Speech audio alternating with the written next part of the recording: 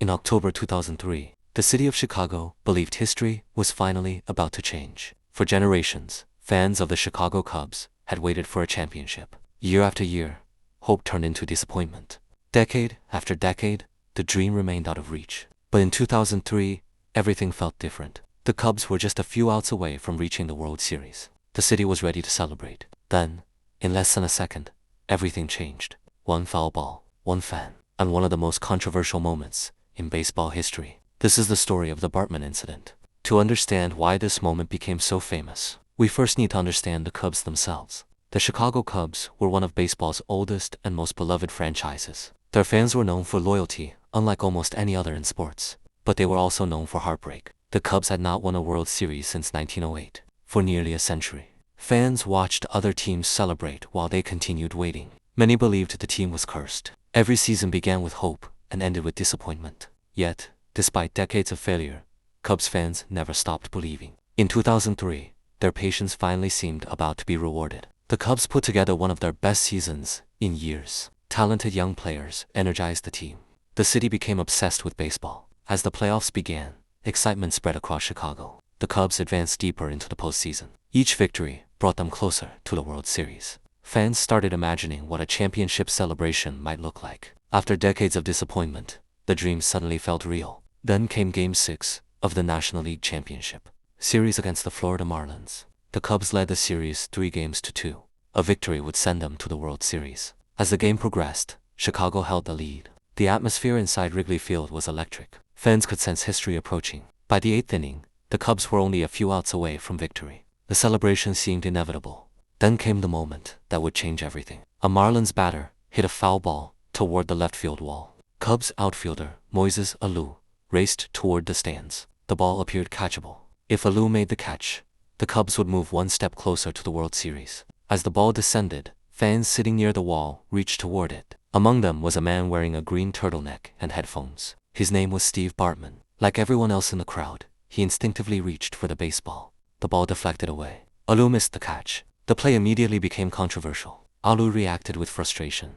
Some fans blamed Bartman instantly. Others were unsure whether the catch would have been made at all. At that moment, however, nobody realized how famous the incident would become. The game continued, and things quickly got worse for the Cubs. After the foul ball, the Marlins began building momentum. Chicago's defense started making mistakes. Errors appeared. Confidence disappeared. The lead evaporated. The Marlins scored run after run. The crowd watched in disbelief. A game that seemed destined for celebration was suddenly turning into disaster. By the end of the inning, the Cubs had lost control. Soon afterward, they lost the game. The following day, they lost the series. Their World Series dream was over. For devastated fans, someone had to be blamed. And many chose Steve Bartman. Television broadcasts replayed the moment repeatedly. Newspapers placed his image on front pages. Sports talk shows debated the incident endlessly. Across the country, Bartman became the face of the Cubs' collapse. The reaction was intense. Some fans blamed him for destroying a championship opportunity. Others argued that the team itself was responsible for the loss. After all, the Cubs still had opportunities to win the game after the foul ball. Several defensive mistakes occurred afterward. Yet the public focused on one person, Steve Bartman. The backlash became so severe that security escorted him out of the stadium for his own protection. As media attention exploded, Bartman disappeared from public view. He avoided interviews. He rarely spoke publicly. He became one of the most famous sports fans in America for a moment he never intended to create.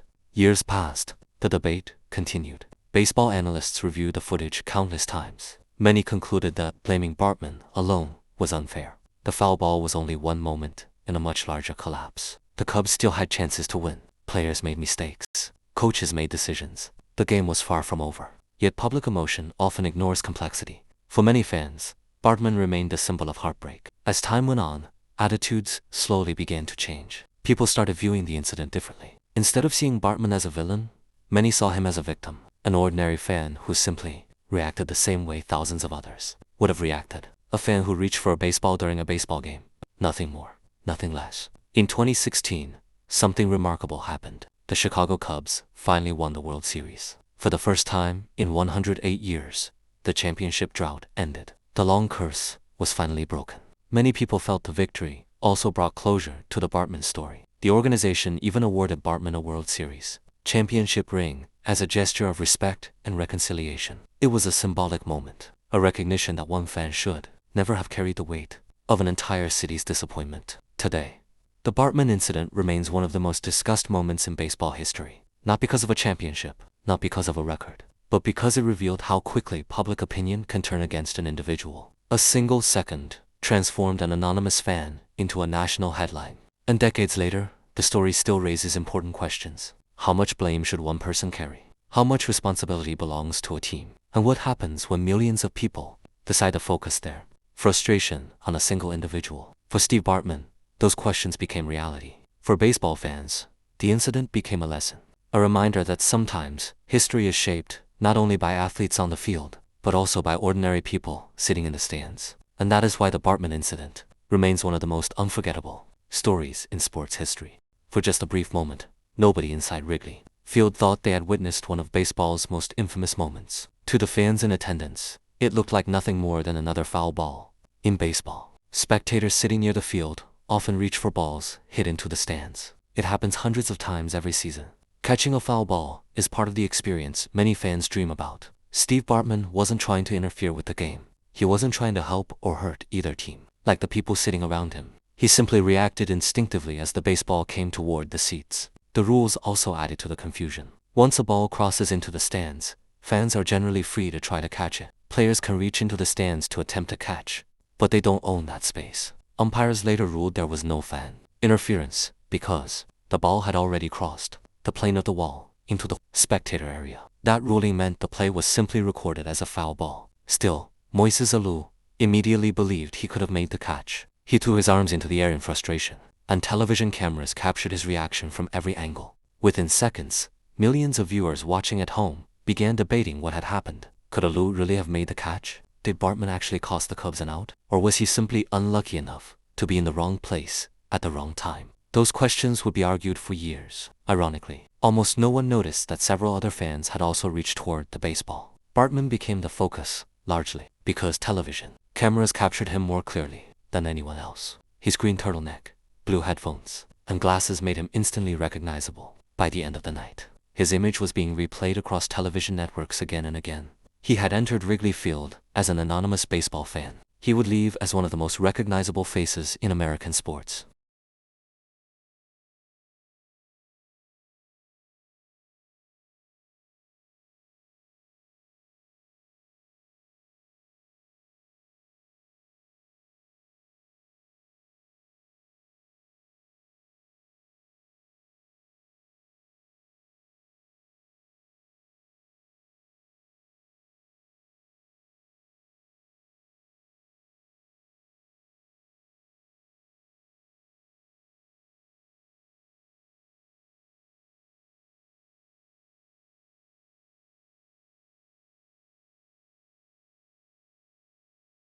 In the years that followed, the Bartman incident became part of baseball culture. It was referenced in television shows, documentaries, books, and countless conversations among sports fans. New generations who were too young to watch the game live learned about the moment through highlight reels, documentaries, and online videos. Even people with little interest in baseball recognized Steve Bartman's name because of that single play. Few moments involving a fan have ever received so much attention or remained part of public conversation for so long. More than 2 decades later, it remains one unforgettable story.